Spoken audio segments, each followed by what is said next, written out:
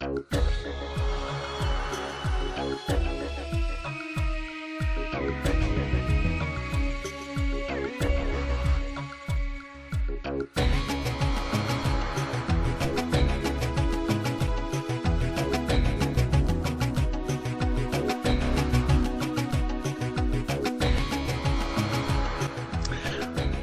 to the Midnight Gaming Council. My name is Patters, and I am here with Patters and Vrbanac. Hey, how's it going?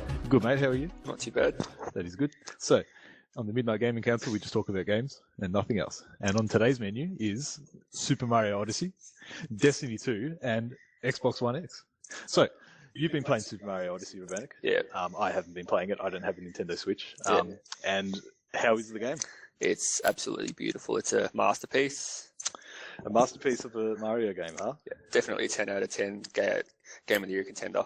Game of the Year contender. Yeah. So Zelda was apparently going to be the Game of the Year for the Switch, seeing the competition and other titles that were coming out. But there's a lot of titles actually coming out later on in the year. You've had Mario come out, and Doom comes out soon. Doom's coming out, Skyrim, Wolfenstein. Yeah, that's a lot of good titles for the Switch. But Mario stands out, huh? Yeah. So what are the graphics like?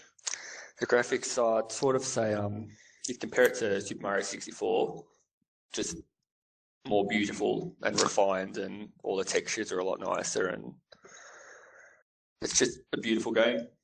And it runs all right on the Switch? It runs issues? beautifully, even whether you're playing in docked mode or handheld. Okay, so you have tried it in both, yeah? Yeah. What do you prefer playing it in dock mode or in dock mode with the Pro Controller is the best. Only way to go. Can you play it with the other controllers, like the Joy-Cons and what else is there? What other ways can you play it? So you've got the Pro Controller, obviously. You can play it with the Joy-Cons, like one in each hand, and they've got specific motion controls to do specific actions in the game. Yep. Which makes it a bit shit when you're playing with the Pro Controller. To do those actions, you've got to still shake the Pro Controller. There's no way around that. So does the Switch read the Pro Controller's movements when it's doing that? Yeah, because it's essentially like a motion controller. Oh, so the Switch Pro Controller has motion things in it? Yeah. Oh, I had no idea. That's interesting. Is that used in any other titles, or? Oh, I wouldn't have a clue. Maybe titles that use the Wiimotes. The Wiimote functionality. But there were people that were thinking that's a bit shit. If you want to play with the Pro Controller, you've still got to shake it. There's no button configurations around that. Are all the buttons sort of used up already? Or? Yeah. Oh, nice. So what about we'll talk about graphics. What about sound? So solid it was the first Super Mario game that they'd ever done where they had a live soundtrack for it, and you had a live recorded soundtrack. Oh, okay. Yeah. So was it noticeably different to the other titles then, music-wise? Yeah. Because I think Mario Kart Wii, which was Mario Kart 8, sorry. No, it's for the Wii U one. My bad. So the Mario Kart for the Wii U had a live soundtrack thing as well, and you could tell straight away it was just better. Yeah. It was more professional, sort of full up. This one was the first one where I think they had an actual person singing in the actual song. All of the other ones are pretty much just soundtracks, music. This one actually had like a lyrical song, like a song, like an actual song.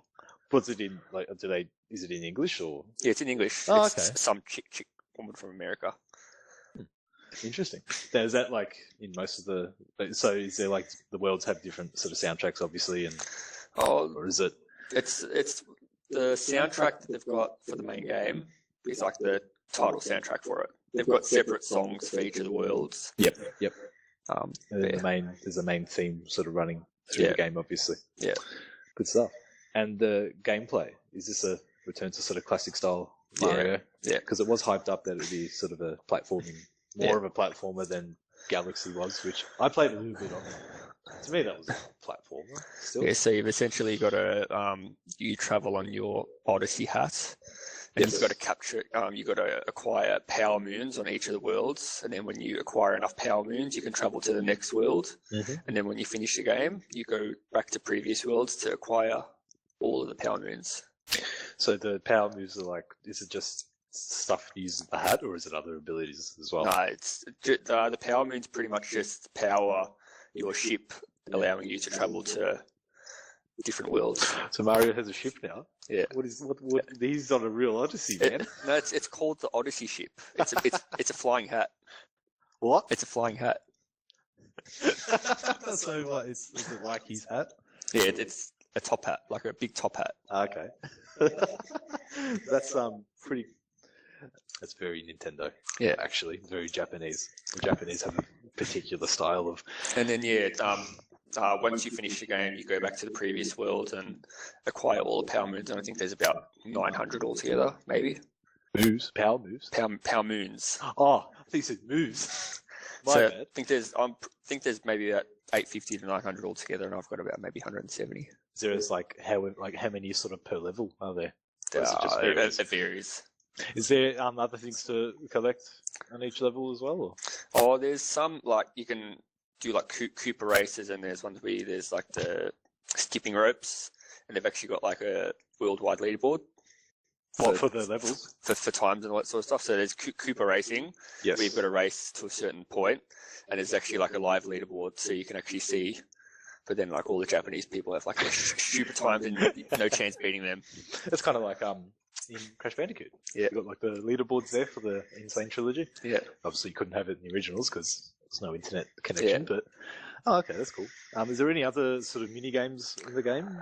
Any extras like apart from the main?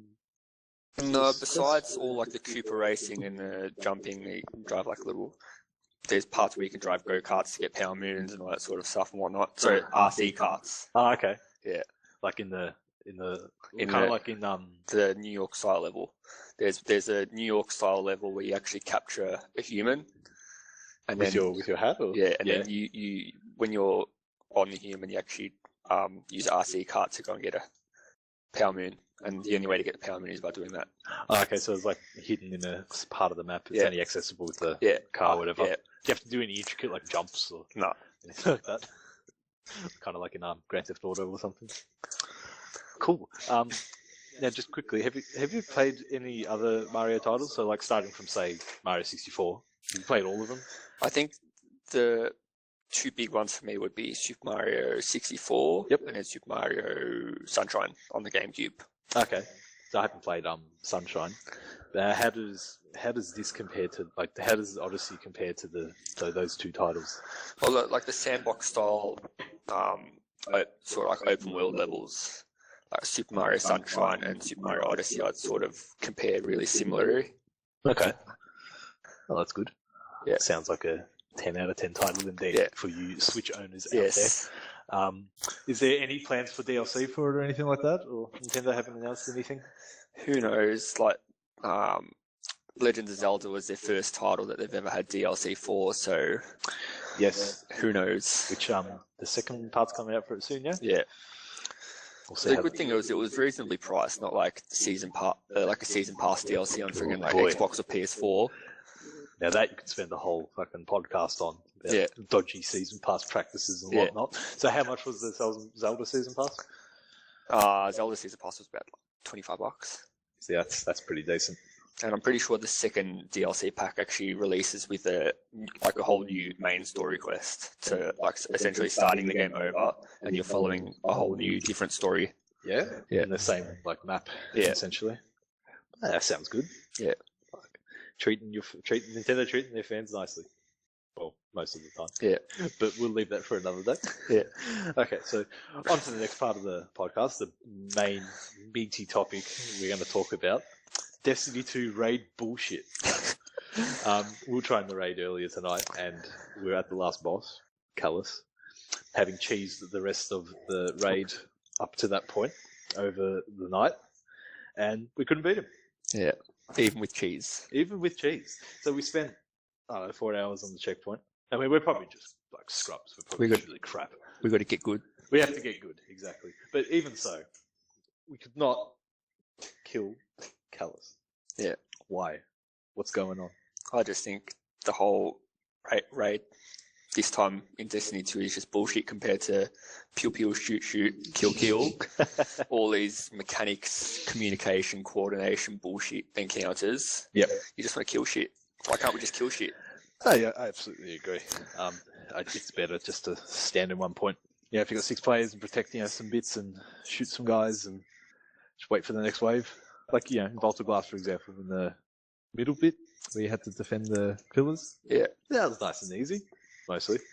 But nah, just absolute crap. The main issue with Destiny 2 raid, I find, is just the glitchy. It's just glitchiness.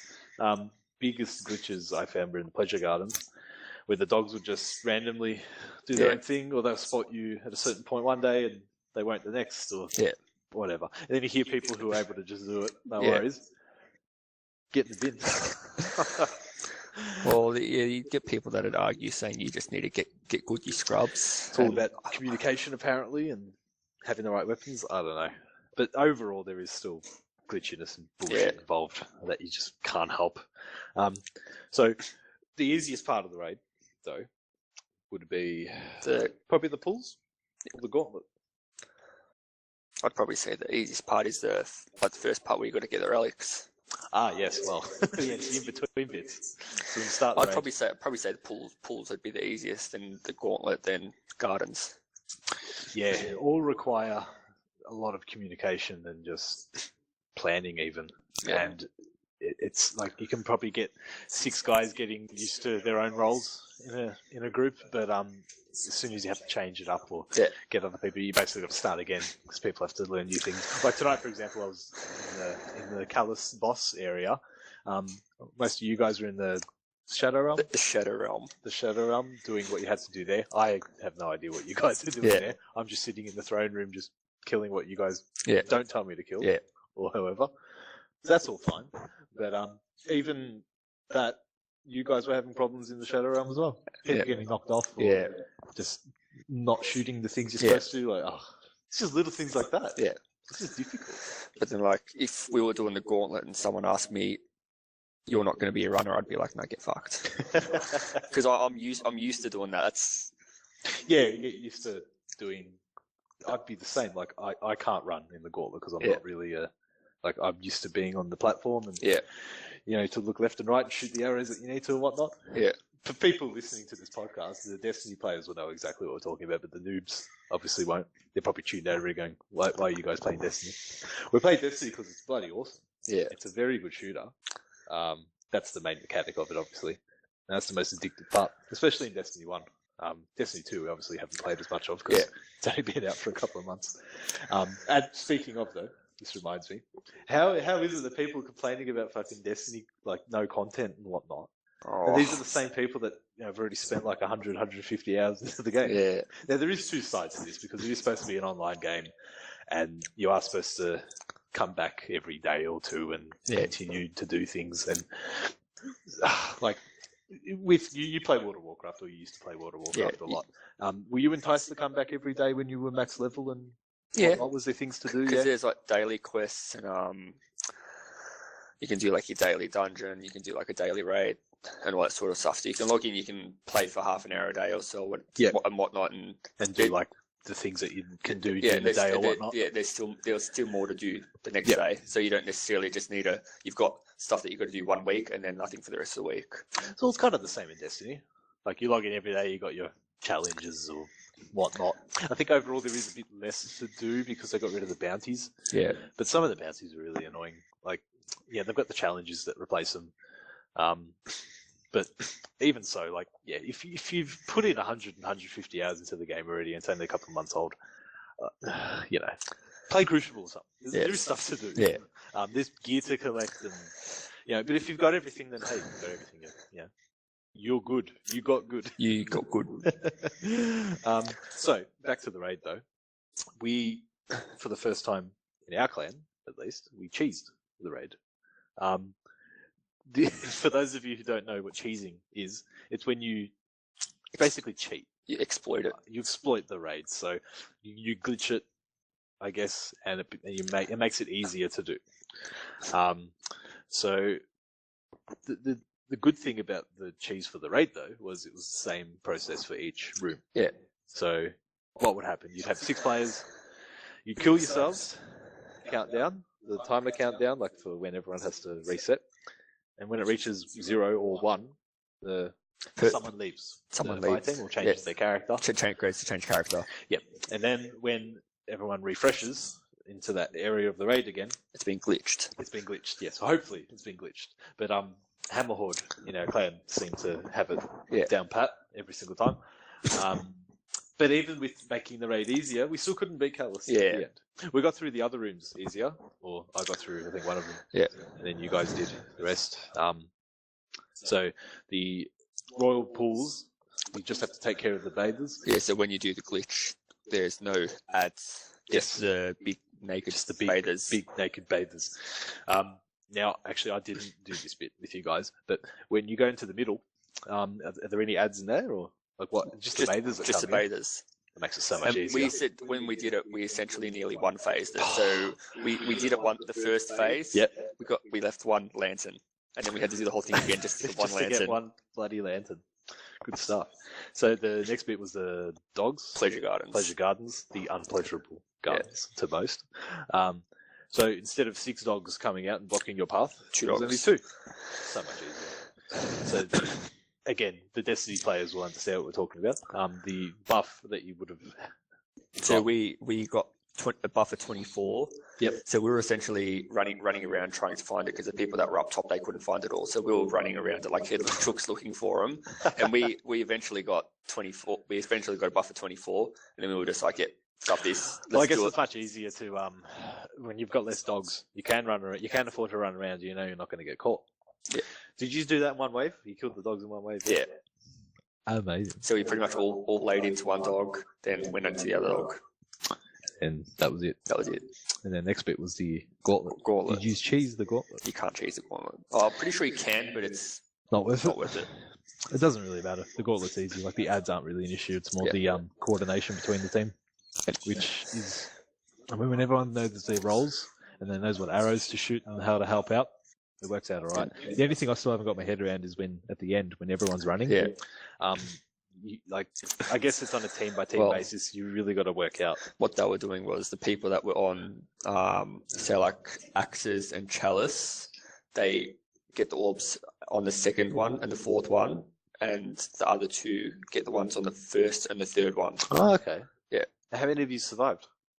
Like to the end? Well, all 4 of us made it through, but 2 people died. Yeah. And we revived that person with like probably 2 or 3 seconds left on the timer. Where did they, you just remind me again, you revive them in the center bit, yeah? Yeah, in the That's center right, bit. they die, they spawn stuff. And the good thing is, like, if 2 people die, when you revive one person, it actually resets a timer. The timer for the light fading? The light fading timer. Oh, okay. Yeah, so we had like 3 seconds to go, then one person would revive, and then it reset the timer, which gave me enough time to run in and finish it. Oh, that's okay. Nice. So, the bit after that, Callus. What a cunt. What a beep. I picked up pretty quickly what to do because this is my first time doing Callus. But just the little bullshit of the game, just, it's like an enemy attacking you when you're not expecting it, or it does something different, or the symbols you have to call out, they might change, or you need things to run perfectly and in clockwork for it to happen, for you to kill Callus, which you almost did last night. You got him. We got him, yes. And you just couldn't do it. So, with all this in mind, will they patch the cheese? Oh, I don't reckon. It's too specific of a glitch for them to patch, and if they did, they might break something else. Yes, which seems to be a common issue in Destiny at the moment, with trials being broken a week or 2 ago. Some glitch, some wall glitch, or something like that. And I think there was the Prestige raid. Apparently there was issues with that as well. No, they didn't want to launch a Prestige raid week 1 because they wanted to try and patch the cheese, but they couldn't patch it, so they just released it, and then the first clan to finish Prestige cheesed it. Oh, so they used the cheese that we were just talking about, yeah? That is incredible. They've had 3 years to make this game, 3 years to make this raid, and what? You just cheese it. Yeah. It's very tasty though. I like cheese. Yeah. So I don't think they'll patch it either. If they do, they'll probably break something else in the game to probably make it easier, or maybe even make it impossible, and then just ruin it. They're treading a fine line here. Yes. Bungie and Activision and Destiny and whoever else is developing this awesome game, even though it has its frustrating moments. Yeah. Very quickly though, the next month the DLC comes out. Yes, Curse of Osiris. Curse of Osiris. However you want to say it. I thought the trailer for it was interesting. That got released at the PlayStation thing a few days ago. Yeah. Should have actually talked about that. Yeah. Maybe another podcast. What were we talking about? Curse of Osiris. Osiris. Whatever it is. Yeah. The video looked interesting. Probably going to Mercury. That'll be nice. See, that'll give the people complaining there's nothing to do some things to do. Yeah. Hopefully there's more missions. Just a standard, I guess, expansion. They did say they're going to release raid content, whether it's a raid or something else. Yeah. Like Prison of Elders, maybe. Hopefully Horde or Wave mode does come back. I don't think they need to change with the formula too much with what they had. Although I don't know what they could do, how they could tie it in story-wise. Yeah. Actually, maybe it'll be something to do with Osiris in terms of because in their Destiny 1 we had Trials of Osiris. Maybe there'll be a new Trials of Osiris, and it'll be Osiris sort of leading it or whatnot. I didn't play Trials of Osiris in Destiny 1, by the way, but neither did I. I reckon it would have just been as bullshit as Trials of the Nine, which is big bullshit. It probably would have been harder because it was 3v3 as opposed to 4v4. But that's another topic we can belt out. Bloody Trials and how frustrating it is. Actually, no. You know what? This is Destiny 2 bullshit. We're going to talk about Trials bullshit for a couple of minutes. Oh, we've won one game. Yeah, we got to Aspire, and we've never won a game since. What is everyone else's trick for Trials? I need to know. There has to be something because we, as a clan, can go to Crucible and we're pretty good. All right. Yeah. And then we jump into Trials and it's like we don't exist. It's like we never played the game before. Apparently the elite gun is the Mitre multi-tool and we can all have the Mitre multi-tool and we can be rubbish. The multi-tool is certainly a OP gun, for lack of a better word, in Trials. Yeah.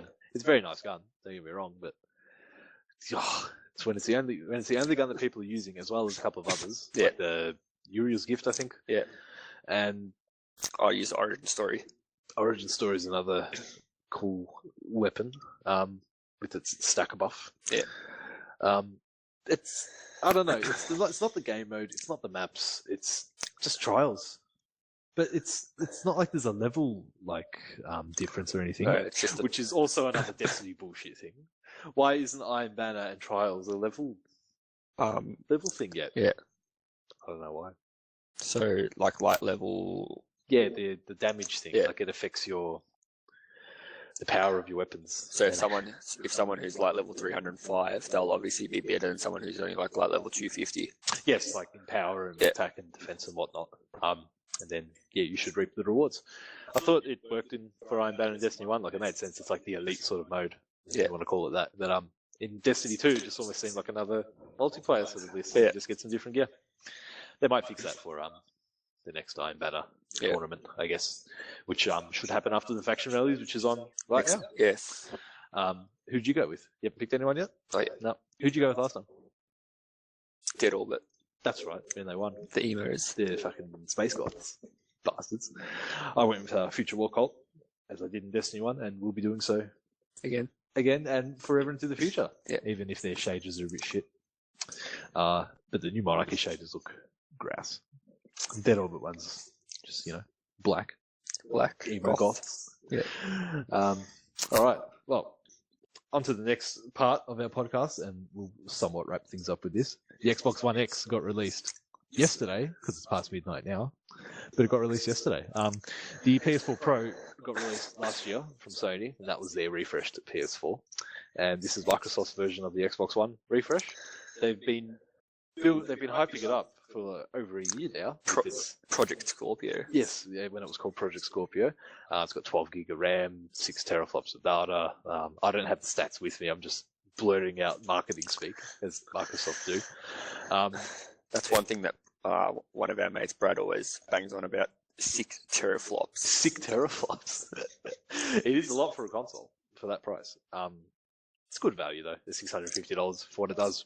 It's a little bit pricey, but that's only because we got used to sort of cheap consoles this generation.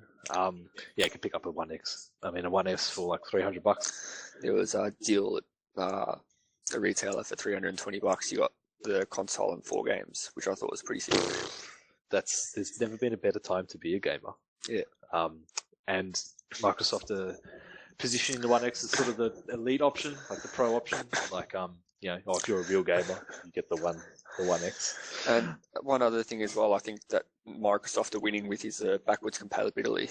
Yes, absolutely. Shout out to Microsoft for their backwards compatibility. That is well done on their end. With the 360 titles and the original ones. Yeah.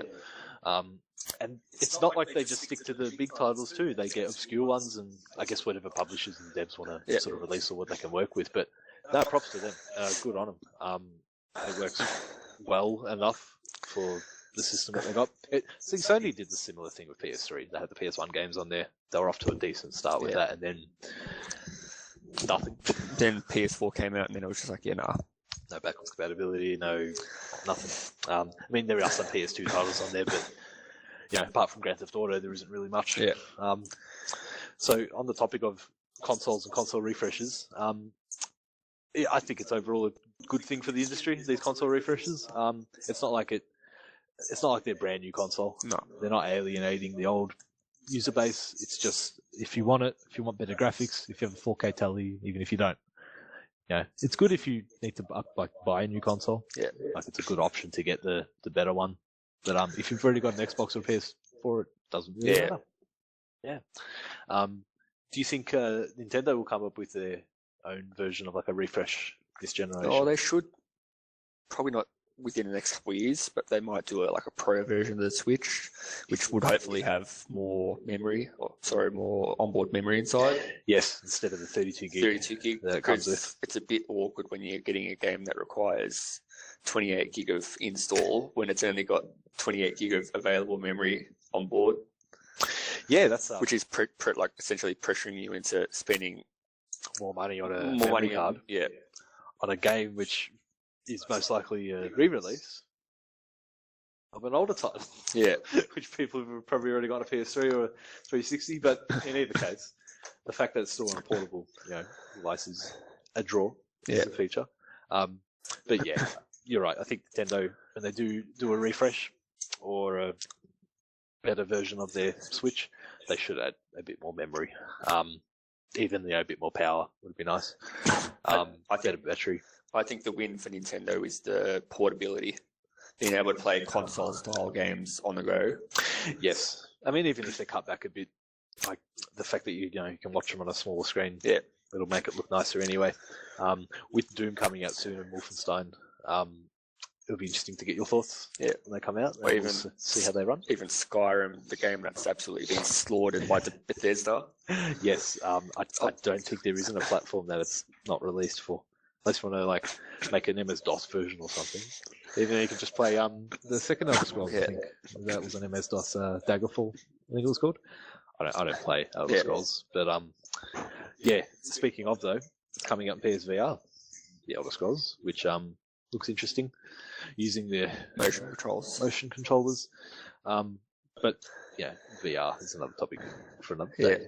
So, any final thoughts on Destiny's bullshit? It's bullshit. It's bullshit, exactly. That's all I can say.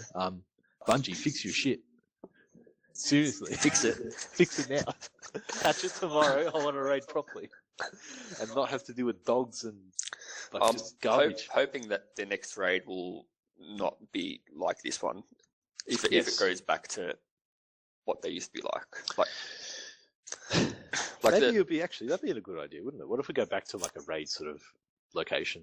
Do a different raid. Like a raid on the moon. Yeah.